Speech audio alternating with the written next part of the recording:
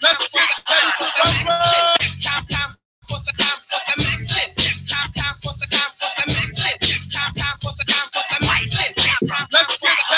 Let's get ready to rumble. Welcome to Joe Jackin with Bob and TC on IntellectualRadio.com.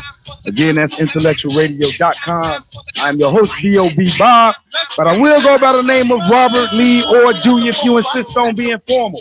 And as always, from the south side of Chicago, Illinois, give it up for my main man, Mark Teese. TC Wash. What up, Bob? What up, Bob? What's going on, man? How you doing, brother? I'm all good. You know, I want to start off first. Oh, you always got something you got going on. Oh, yeah, man. I want to talk about this show we went to. Famo threw a comedy show this Friday. Oh, Smoking Hot Lounge. Yeah, Smoke Hot Lounge up there on Cicero. On 138th and Cicero, right? Yeah, 138th. Those who missed it, y'all missed the classic. Yeah. I saw like Kenny Howe. Shout out to Kenny Howe and Wildcat. Them cats was very funny, man. I mean, it was a hilarious show. He do a show once a month now at the Smoking Hot Lounge. I didn't go, so I was a few, man. I was caking. I can't say it on here like that, without the real effect. But trust me, it was getting it in out there. I heard he out there kicking jokes on his brother. Oh yeah, man. He put one out there. I can't say, but I'm gonna tell Earl after behind the scenes. Because it was a good joke. Shout out to Famo, man. Great job, Famo. That's what's up, man. It was Smoking Hot Lounge on 138th and Cicero on Friday nights. It's once a month. It looked like toward the end of the month. Yeah, toward the end. Toward the end of the month. Anyway, if the telephone number is 708-223-8953. If you have any ideas about a show, you call that number. You will talk to Mr. Earl Winfrey, the other Winfrey. He has officially named himself the other Winfrey on Facebook. I like that. He just went on and accepted it. He's the low income Winfrey. You know what I'm saying? He got the glasses that came from having Link. You know what I mean? That's all right though. That's all right. Earl Winfrey is his own individual. Anyway, if you have any ideas, Earl, call that number, 708-223-8953. Earl will tell you about any slots that's available and, plug you in. If you think you got a voice, have a voice, stand up, speak up. But anyway, I want to also send a plug love out to Wanda B show. He said, she said it runs on from 2 o'clock Sunday, 2 o'clock p.m. to 4 o'clock. And she does some promotion for us when I get my stuff in on time, This week I didn't get it in on time. Hey, nobody business, but I know it ain't never nobody business. You know how I get down though. Yeah. But today we got a special guest in the building. We got a Sharita Joe. I hope I said her name right. Sharita Joe. Sharita Joe in the building. She's gonna bring some lupus awareness to us, which is very important because just off studying lupus is it's pretty tough. It's a pretty tough situation. So I really admire the courage that she has to be engaged, to have a voice, to bring awareness to people concerning it. So look forward on the other side of the break she'll end up giving us a bunch of information about lupus awareness and some of the things we need to know in order to be courteous about it, to get knowledge about it, to get educated about it, because it's really going under the radar right now. So with that being said, she also bringing a friend of hers, David Williams. He planned on being here soon. So I think his mother, died from cancer. Is that right? His mother died from cancer.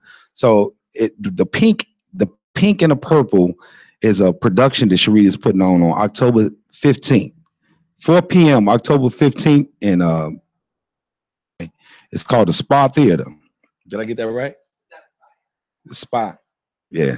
I think I'm rolling. I think I got that right. But Spa Theater is at 4 p.m.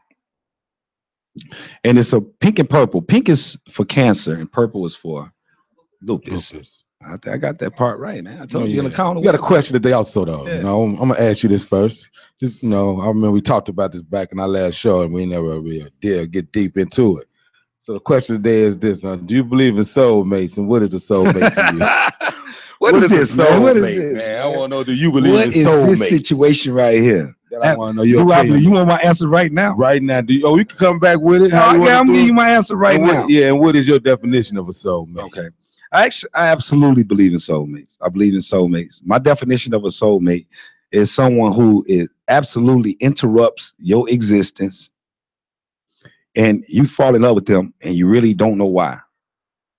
So you don't know why you love them. You can pick out attributes about them, but the reason why you love them is undescribable. It's undescribable why they unconditional to you. So that means all of their flaws, everything is just, it don't matter. It's when you see them, you just get excited to look at them. So a soulmate, and then it's somebody you enjoy walking through life with. You enjoy walking through life. That means you enjoy interpreting everything that come in front of y'all, whatever her take is on it. You want to hear her take on it, just because you enjoy whatever her is on it. So you done got to know her. I'm talking about, like, my definition, I guess, was soulmate. Like, when you meet her, that's the one. You always been that's the one right there that you've been waiting for all your life. Like, that's your soulmate. Yeah. You talking about later on once you meet? No, it's actually. No, I think it's instant. I think it's instant. I think you start having conversations with people instantly. Instantly you start seeing, because what's happening is you're having a conversation, right? Mm-hmm. And you can't not walk away from the conversation. It's like you start a conversation that can never stop. That's what's happening. You're actually having a conversation that you can never stop. So it could be the pettiest thing. You just, I want to, what you think? What you think? What you think? What you think? It's all that. And that's y'all walk through life. What you think? What you think? It's like, so that's my description of a soulmate. And I think you only have one. I think you only have one soulmate. And I think if you and your soulmate decide not to be mates, I think you settling. For everything else, I think you settling. I think any other relationship you be in outside of the one you deemed as a soulmate, you're settling. Okay. So what's your take, since you asked me? I don't believe in no soulmates at all. Like, I'm just gonna be real with you. I don't believe in none of that. I think that's some kind of emotional stuff, watching too many movies and reading too many of them books, Lifetime and stuff like that. Because I don't think there's nobody I could just meet off instant and be like, that's the one I want to marry, or this the one for me. Nah. Right. So I don't really believe in that. I don't think it's. I believe to me it's a process. I want to get to know you, flaws and all, before I determine if somebody I want to be the rest of my life. I can't understand meeting somebody first, not knowing nothing about them, and already determined this the one. I don't agree with that at all. I don't understand that thought process. All right, well, that's a question, man. If you feel like you want to chime in on that question of the day that TC presented, call in at 708-223-8953. We got a 2-hour show today. So anytime during the show, you can call in and chime in on it. Do you believe in soulmates? And if you do, describe it on Facebook Live. You can listen to the show on IntellectualRadio.com, YouTube Live. Type in Jaw Jack and go to YouTube Live. Or if you're Facebook friends of us, of course, Facebook Live. Yeah, type it in and we'll read it online. We'll read your comments out loud. So you're going to participate with us. So you are listening to Jaw Jacking with Bob and TC on IntellectualRadio.com. On the other side of the break, we'll be coming back with our guest, Sharita Joe, in the building.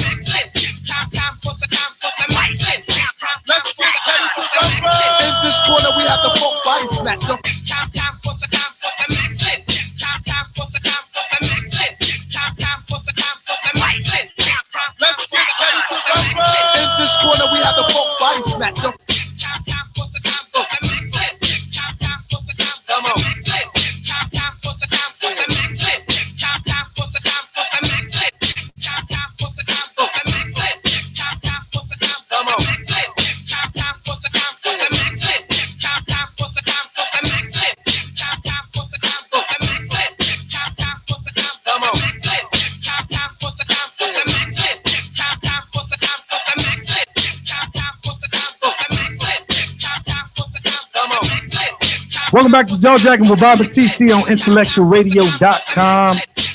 Let's give it up, TC, for our guest in the building. From Park Forest and the south side of Chicago, Illinois, give it up for Sharita Joe and David Williams in the building. They're in the building, y'all. What's going on? How y'all doing? Hey. Hey, man, we good. Real quickly, man, I want y'all to introduce yourselves to our audience, starting with you, Miss Sharita Joe. I am Sharita Joe.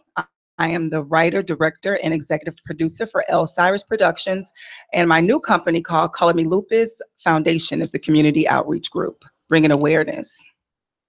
And I am David Williams. I am in this production, and I'm hosting this production. I'm a Chicago person, man. I'm raised here in Chicago, and I'm a school teacher in Oak Park. Oh, really? Yeah. How long you been doing that? Man, this is my 19th year. 19th year of teaching at Oak Park. Yeah. Grammar school, high school? Elementary. Elementary, yeah. What teacher are you like exactly? No, man, I'm a PE teacher, man. I'm a health, physical education, recreation, and dance instructor. Right. I just got all excited. I just saw the movie Fist Fight. Oh, yeah. I just saw with Ice Cube. Oh, okay. I just saw the movie Fist Fight. So, yeah. Okay, and I also played the dad in the movie Inglewood in Chicago, Will Cochran. Oh, I never heard that movie. Yeah. Okay. So you played the dad in that movie. Yeah. So where, if somebody wanted to go see that movie, where would they go? Man, I think it's in Walmart, Target, and I know they can definitely get it off Amazon. Okay. Yeah. So this production is going on October 15th. Sharita, tell us about this production that's going on October 15th in Park Forest at the Spa Theater. At the Spa Theater, yes. Yeah. I'm writing, directing, and producing a stage production. It's called Unveiling the Pink and Purple Mask, a lupus and cancer survivor story. And what everyone in the show either suffer from lupus or cancer, or they've lost a parent, a loved one, a sibling, a grandmother, from either two diseases, either one of the diseases. And so what I did was I've been in the arts my entire life since I was 7. When I was diagnosed in 2012, I couldn't deal with it mentally. So what I began to do is write stuff down and create stuff in my head. And a year ago, I decided to, because I've always been into the arts. I've written and direct a couple stage plays. I've been Redeemed, where David starred in that show as well. And I did another play called The Truth About My Father. It gives the father aspect of an abandoned father from his child's life. But he gives most of the time when you hear stuff about absent fathers, you get it from the child's perspective. So I flipped it and gave it from the father's perspective, why he was absent. That's interesting. And what he went through and how he felt. And David played the father. Bomb. Hey, man, he asked his bum why he was absent. Hey, well, look here, man. My dad was absent, man, but he may not have been in the house, right? But the dude came through for me in times of my life when I really needed them. You know what I'm saying? So I'll say to anybody, you know, if your dad's not there right now, man, hey, don't hate on your pop, man. It's a crazy world. You don't know what reasons it was for him being absent. But hey, man, just continue to love and learn from his mistakes and be there for your own. You know what I'm saying? But Pops came through for me, man, in college, you know, middle school and a little bit in high school, man. So he was there. He was in Alabama and I'm in Chicago. But hey, man, dude might have been absent from the house, but he still had an effective part in my life. Right. Yeah. So I wrote that. Yeah. And so we did that. We actually traveled with that show. Did pretty good on that show. So I've always been into the arts. So I said, wow, I have this disease. How do I deal with this? How do I cope with this? You know? And so I just began to write whatever I felt that the Lord was giving me. I just began to write it out. And last year I did the same show. Well, it's not the same show, but I did a show similar to it called This Is What Lupus Looks Like. As I began to do research, I realized that a lot of people didn't even know what lupus was. They call it the silent killer because nobody talked about it, you know, and a lot of people was dying from it and they wasn't getting any help because they didn't know what it was. And so I'm like, I have to bring awareness to this thing. People got to know what we go through. People got to know that we're neck and neck with cancer when you do the research. us with chemotherapy and radiation now. Yeah, so I was like, I got to get this work. I got to do something. So I decided to use artistic expression. What I do the most is what I do the best: performing arts.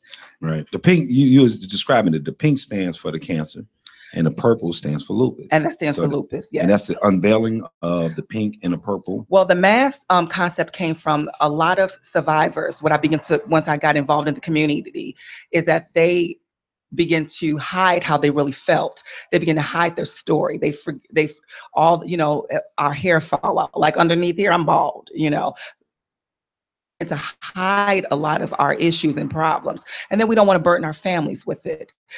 So this time, this is unveiling the pink and purple mask. We're going to take off the mask in my show, and we're going to tell the truth. You're going to see the naked, raw truth of what these cancer survivors and lupus survivors go through.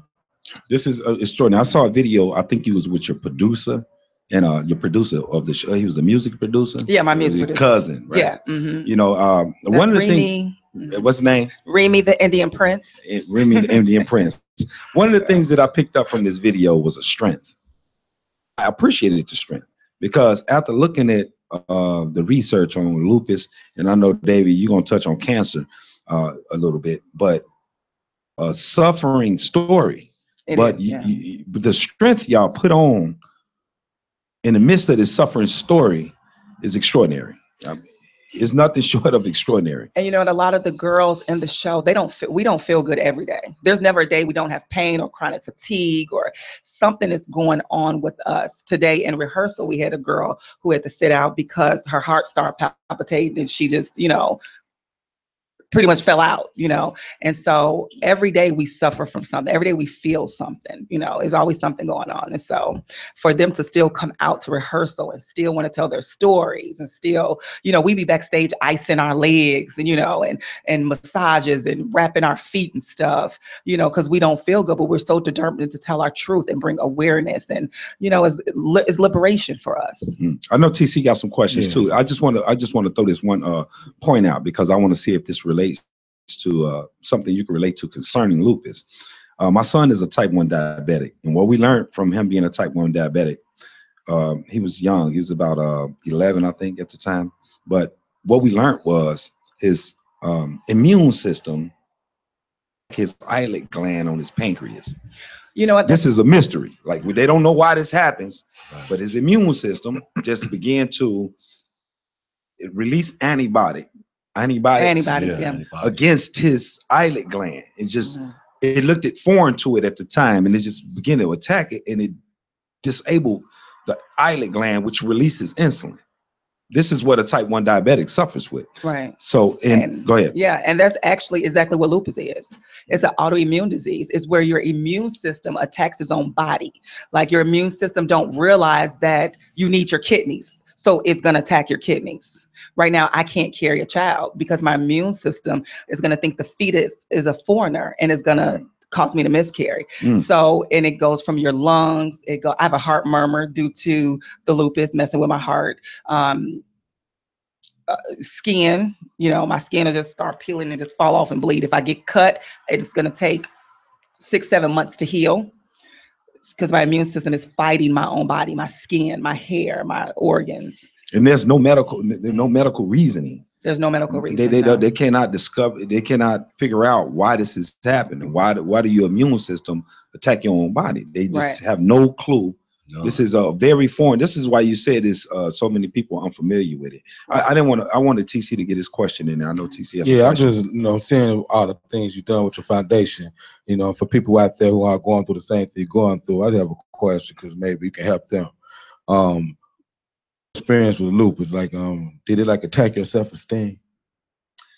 It shot it because I was always the pretty girl in school, the tall, thick girl, popular friends. I just thought I was the ish, you know what I'm saying? So what happened, I didn't even know. I had no symptoms. I just got a rash on my face, and it looked like the shape of a butterfly. That's what butterfly is our logo. Black, it looked like a fungus went across my forehead. And so, of course, me being vain, I'm thinking, oh, we got to get rid of this. We got to go to the dermatologist. I'm too cute for this, you know. Went to the dermatologist. They began to give me all these pills, and they began to give me all these lotions, and it wasn't going away. It was actually I was making my copayment, and she said, I don't mean to be in your business, but I see you here every month getting new medication, and you're not getting better. She said, inside. That's pushing outwards. Maybe it's not just the skin, you know, having some type of infection or attack. Maybe it's something in your inside pushing out. She said, do some blood work. Ask your doctor to do an ANA test. And so I'm like, okay, whatever. It's a blood test to determine if you have some type of autoimmune disease. So I'm like, okay, whatever. A couple of months later, I go to the doctor. I'm like, oh, can I get some blood work done? Can you test me for this? Not thinking nothing of it. And they call me back a couple of days later, and it's like, you tested positive for an autoimmune disease. And I'm like, what is an autoimmune disease? And it's like, you have to do further testing to find out which one it is, because you got multiple sclerosis, scleroderma. You have so many of them. What's the one that to me has that multiple sclerosis?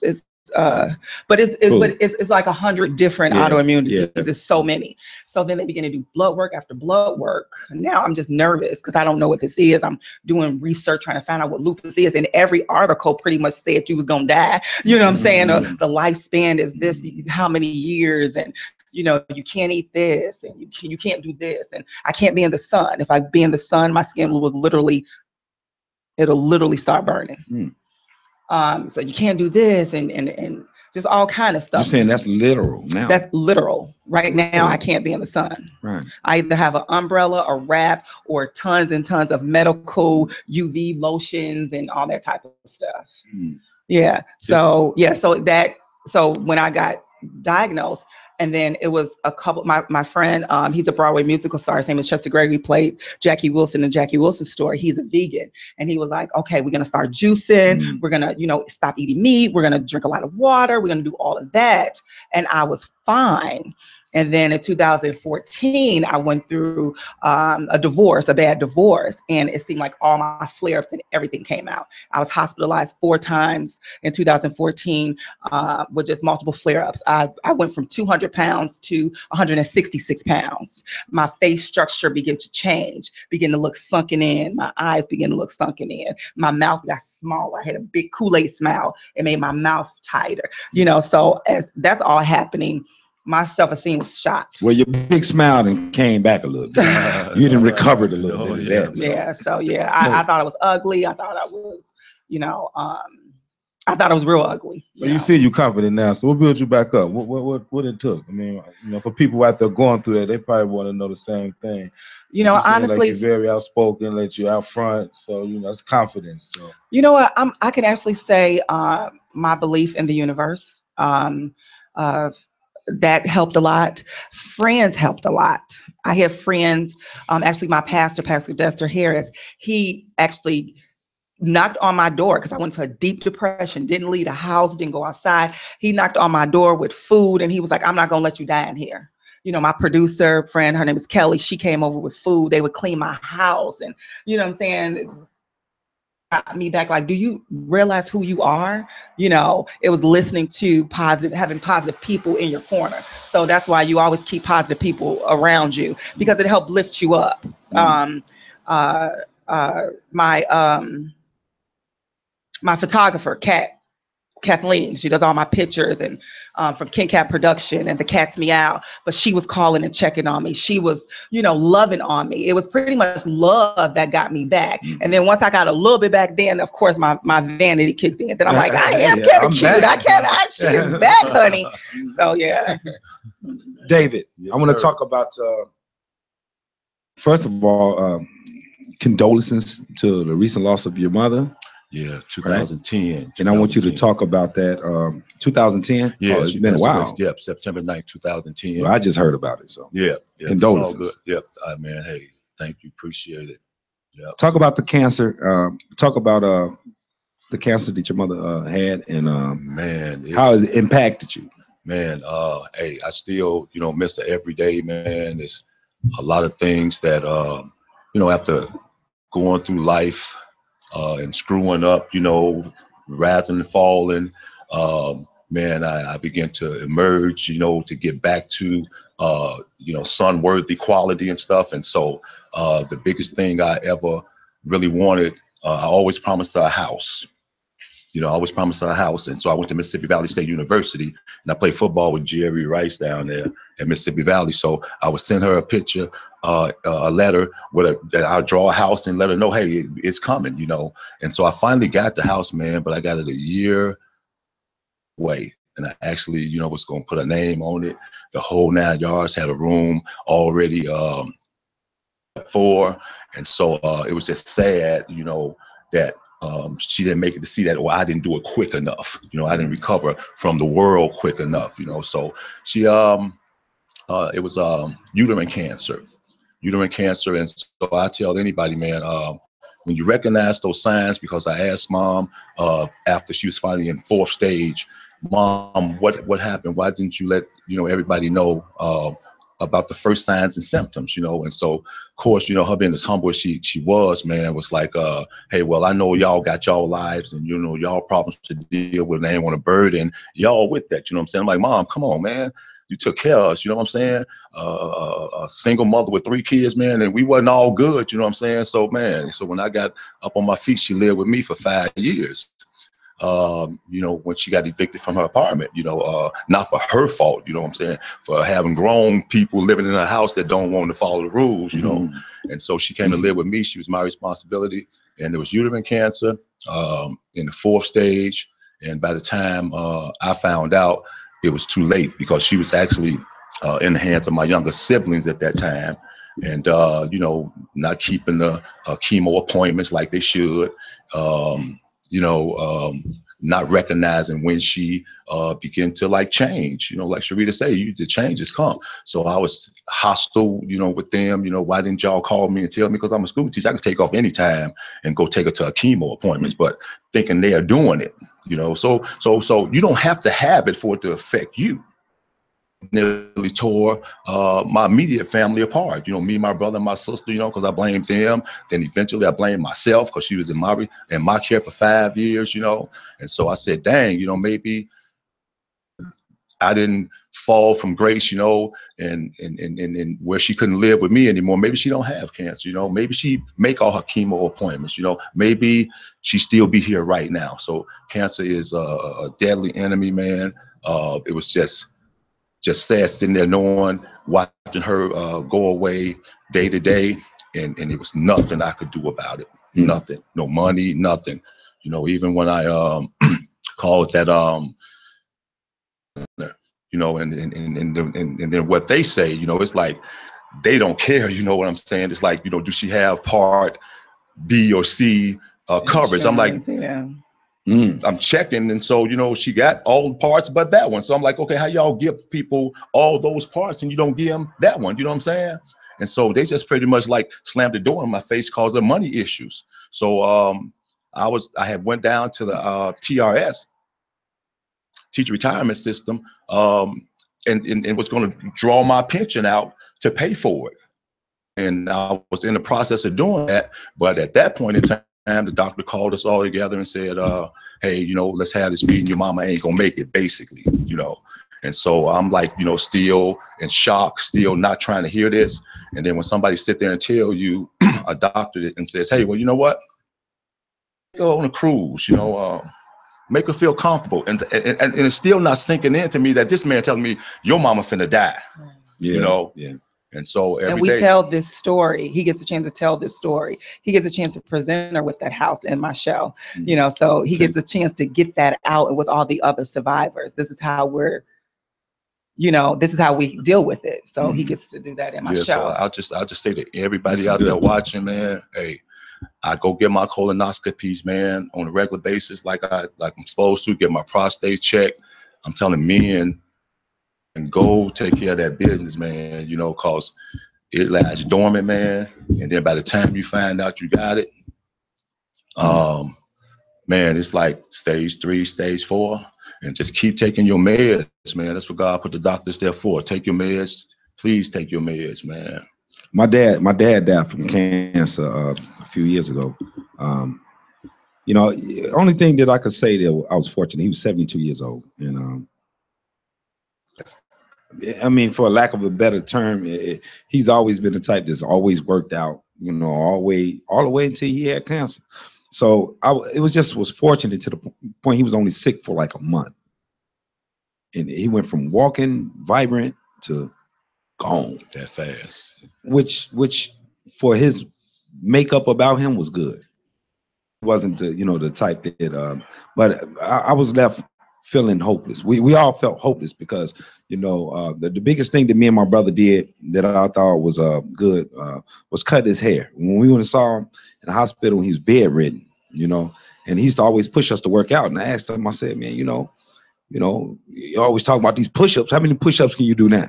He said, I can do about 4. I said, if I get down there and if I say 4, I'm gonna do 4, But to see his spirit still alive like that, the only reason why I bring that story up because is that a lot of what y'all do is dealing with a lot of hopeless people or hopeless atmospheres. And I don't want to call them hopeless because y'all providing hope by what y'all doing, but the mindsets to pull the hopelessness up out of that. What is that like? Grab so many different people that some people you see die, some people you see struggling. What is it like to have the mindset to look beyond yourself and go grab people? You know what? It actually keeps me going, helping other people, hearing their stories, seeing them have life. I have a lot of people like, I was talking to this one lady today, and she just was so amazed. And she was like, that's how you keep going, is you keep helping people. You keep inspiring, encouraging them, and then you end up inspiring, encouraging yourself, giving them hope. Like, it's okay. We can model in my show and be beautiful. We have a lot of days we don't feel beautiful. We don't feel good. So come on, come in my show. You can model, you can do it. These girls are sick. Some are crippled. Some, have all kind of ailments and stuff. And just like, come on, walk, and cheer them on and praise them and let them feel good. And then that ended up making me feel good, so I get my hope actually watching them. I've been blessed to where the lupus I have has not started attacking my organs. I've been diagnosed for 5 years. I mean, it attacks my skin the worst than anything, but a lot of joint pain, muscle pain, because I also have rheumatoid arthritis as well. So it attacks all of that. But some of the girls has 2 and 3 kidney transplant. One girl's having kidney problems, right? She's in kidney failure right now. Another girl, I think she's 30 and she's had it for like 20 years, and she's had kidney transplant. So I look at them and when I'm listening to I'm in rehearsal half the time and I'm amazed. I'm inspired to hear what they've been through and pretty much in bringing hope, to them. So it's amazing to be a part of this. It's not, and I tell the girls, it's not just about Sharita Joe. This is about you guys. This is your story. This is your liberation. This is your freedom. This is how we can express ourselves. And so, I mean, we got some good stuff. What about you, David? Hey, man, look, anybody that good needs stuff, to be from, wherever they're going through, man, whether it's lupus, cancer, rheumatoid arthritis, HIV, AIDS, whatever it is, you got to see this show, man, because these girls, ladies, man, what they do every single rehearsal. When I first walked into that rehearsal set, I had no idea. Now I know the title, lupus and cancer, but when I walked up in that room, man, and saw all those beautiful women in there, man, and then recovered or recovering from whatever it is they're going through, man. Hey, I would have never guessed that any of them had anything. Oh yeah, that's like one of our slogans. If someone tell me I don't look sick, I don't look sick, because that's what they say to us. But you don't look sick, And the spirit that they have, I'm just sitting back, man, going like, man, this female that's out there rehearsing right now, months ago couldn't even walk. Had to be in therapy for 8 months to learn how to walk again like a child. But I'm looking at her in this. I'm not telling y'all what's going on. Y'all got to come see it. Y'all got to come see it. Yeah, you'd be like, Whitney Houston will be in my show, honey. Whitney is there, honey. And Whitney is there. Yeah, and she is ready. And they showed me a different side of the ugly, another side of lupus and cancer. They showed me a more lovelier side. You hate that they have it on anybody. But man, when you go up in there, man, I'm saying all these sisters is fine. You understand what I'm saying? I mean, man, you sound like a single man. You sound you spoke right, that yeah, like a single I'm on my man way, man. I'm in with strength. Right. I'm going through a divorce right now, man. So I'm kind of single, man. You know what I'm saying? I know the way you said it. But I ain't saying it to be, no male chauvinist or that, man. But in their meds made them go from looking like what we would think a lupus or a cancer patient look like, old, shriveled up or whatever it is. If they was shriveled up and, dried up or whatever it was before I stepped into that room, man, hey, whatever meds they taking, man, I want to thank God, Jesus, and everybody, man, for them meds, man, that made these ladies confidence in the spirit to just come and rehearse as hard as they do and then to perform before all of these people. So I think anybody that comes to see this show, if you're not lifted up from watching this show and watching these ladies that are actually going through these things now, man, I don't know what more could lift you up, man. I want to back up your point with a little bit of data. 5 million people suffer from lupus every year. So it's 5 million new cases. So this is like something that in the Black community I know we have to be aware of. But there's a bigger data. There's bigger data that I want to share. 90% of lupus patients are women. 90% are women. 90% of the lupus patients are women. I know you can't answer why. I know you can't answer why because they don't have no medical evidence of why. So this just to back up your point when you were saying all of these women are fine or whatever. It was just the fact of 90% of the cases are women. That's a high number of people. So now when I walk out every day, at work, out there, in general, out there in public, man, I'm just looking around going like, man, you never know what somebody going through, man. You standing by them on the train, you park next to them, stop next to them at the light, man. You just looking and man, you just and these women in my show, they're beautiful. Every last one of them, they're breathtaking. So if you did see them, you wouldn't think that they were sick, I want you to plug the show one more time real quick. Okay. We have Sharita Joe presents Unveiling the Pink and Purple Mask, a lupus and cancer survivor's story. It is Sunday, October 15th at 4:00 p.m. at the Spa Theater in Park Forest, Illinois. Tickets are $30 in advance, $35 at the door. I tell my survivors and people that's sick and have disabilities or whatever, if, give me an inbox if you need some little special help or whatever. We're going to have food there, concession open and everything. But we have entertainers. Like I said, one of the girls, her name is Sherry Yvette, and she's a professional model. She's a professional Whitney Houston tribute artist. She's known all over Chicago. She'll be there telling her story.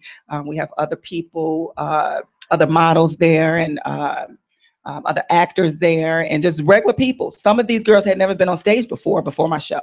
Some of these girls had never did anything. So they'll be there telling their stories, modeling, and all kind of skits. We got praise dancers. We got all kind of stuff going on in the show. You got to load this show. Yeah, we got to load the show. Yeah. I want to say, first of all, I want to say thank you to Divas Den, Madeline Freeman, yes, for connecting us, hooking us up. She said, I think she'll be a good guest on your show. And she was absolutely right, because this is bringing awareness to us. But what I want to do is something y'all piggyback on something that y'all said before y'all leave. I want to do, this is a risky conversation piece right here. 10 things not to say to people with lupus or people with sickness, a sort of sickness concerning lupus or cancer. I just want y'all to think about. Now, I'm gonna give you these. I want you to agree or disagree, or elaborate.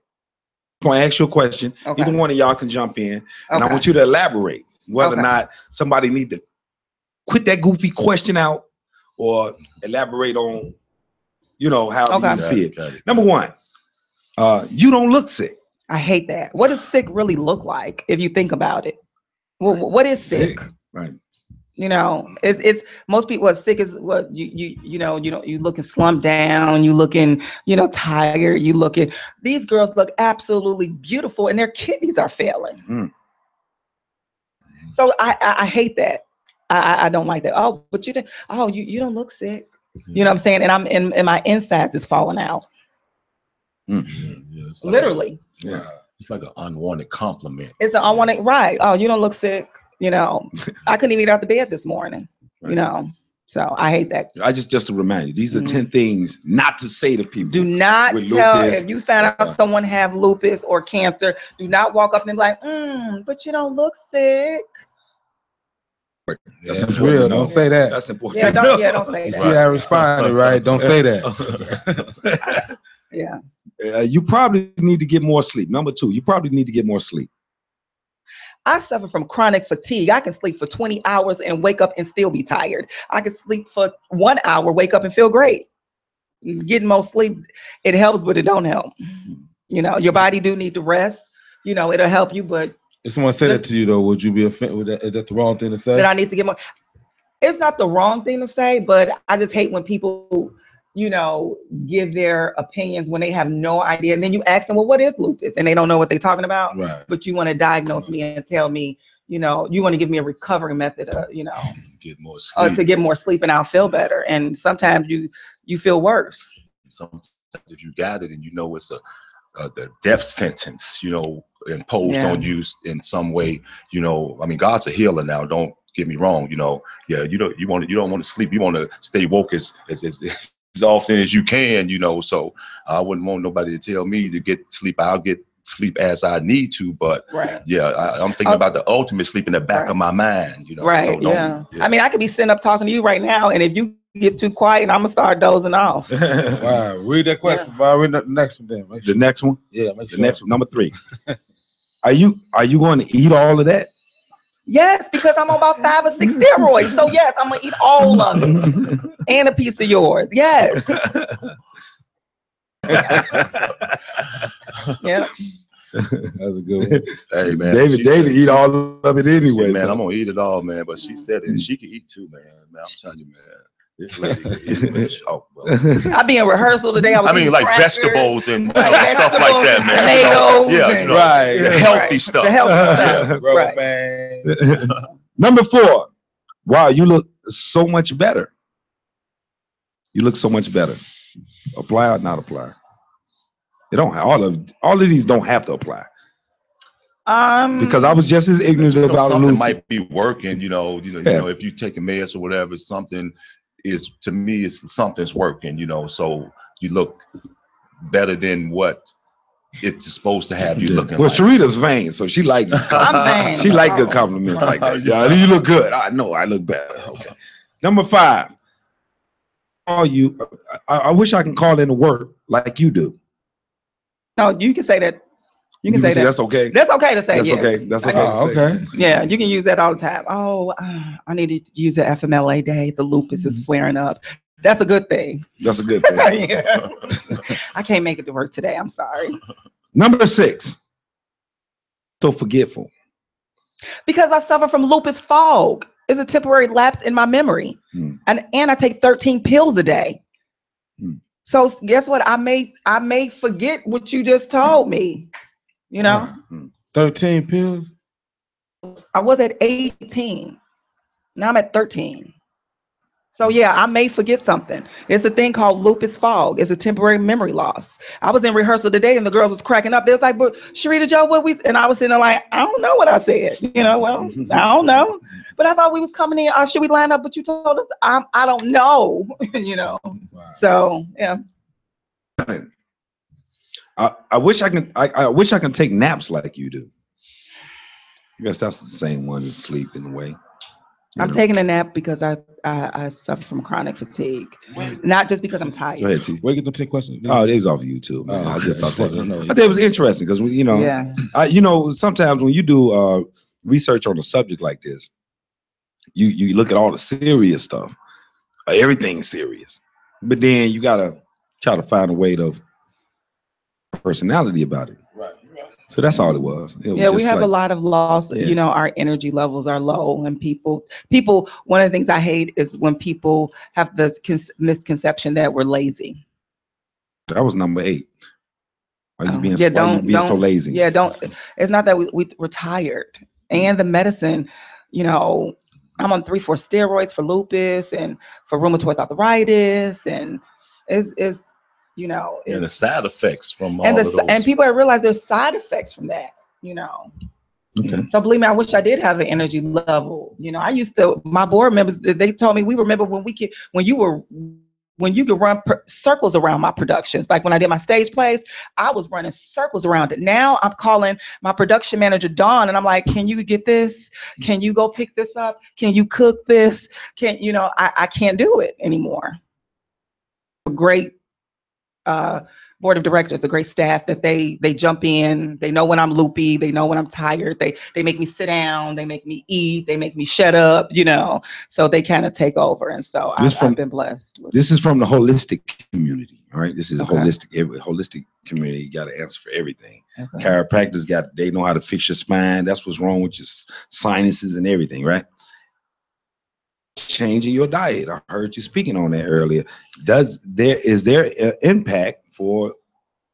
It is. I went vegetarian at one point, and I noticed a total difference in my energy level and the way I slept. I lost weight, so I felt a lot healthier, a lot lighter. So the diet does play a big part in our disease. It really does. Really? Yeah. And then I started juicing where I started off juicing for breakfast and lunch, and then I ate a sensible dinner. Then I started juicing. I started getting obsessed with it because I started feeling better. And so I started juicing for breakfast, you know, and and one of the girls in the show, Sherry Yvette, she is a nutritionist in Houston, and she's a nutritionist. And so, yeah, food is definitely plays a big part in our struggle. Did she tell you to balance it out? She told me a lot of stuff, but I can't remember. Okay. Well, TZ, you have a question? No, I'm reading this. Oh no, it's just the way your mouth had opened. I ain't know. Okay. I know you're looking that close to my mouth. I just heard it on the mic. Over there. I heard it on the mic. Okay. Your number 10, final question. You're just trying to get attention. Oh yeah, I'm 50-50 on that. I do. So you're 50-50 on that. Mm-hmm. A lot of times it's yourself a little bit. And when people going on with their life and you can't do it, sometimes you're like, well, what about me? What about me? Like today I had to run and go get music done. And it was like last minute. And I told my cousin, and he was like, this music is not even, it's not even been washed and edited and stuff. And I was like, but I have lupus. So I do that a lot. I do that to my boyfriend a lot too. Oh, Drew. Yeah, he don't go for it all the time. Yeah, right. I can't pull that on him all the time. So Drew ain't reading all the details about lupus. I don't want to see no details about lupus. Right. Get in there and cook something to eat. Right. And I be cooking too. Straight up. Yeah. And real quickly though, can I say one? Absolutely. This is the worst one. Please do your research. Never ask a lupus, and I'm gonna say this on behalf of cancer too. Never ask is it contagious? Oh wow. Yeah. Wow. I've had people because I have I have both types. I have the organ lupus and I have the skin lupus. And when I get the rashes and I start looking a little creepy, people think that, oh, is that contagious? So never ask a lupus. Isn't that fair? Don't you think they want to know that? They should know. Yeah, but yes, but it's kind of offensive to us. I feel offended when people say, oh, you got lupus, or forget about my skin rash. Let's say I don't have no rash and I'm just looking like Sharita Joe. Oh, you got lupus? Oh, is that contagious? Lupus is not going to jump out of my immune system and jump into yours, and now just a lack of ignorance from the question. Right. But it's still it's like it can be offensive, question. Right? But it's a legitimate question, but it can be offensive. Yeah. Well, with the skin type, it could be legitimate. And with the skin type, I give you that, because they don't know if you got a rash, and if I touch that, I got it. So I get it. It's basically how they present it to you, basically. Right. Yeah. So I get it, but it's just kind of like I've literally had people where I had no rashes. It's like, oh, you got lupus? Are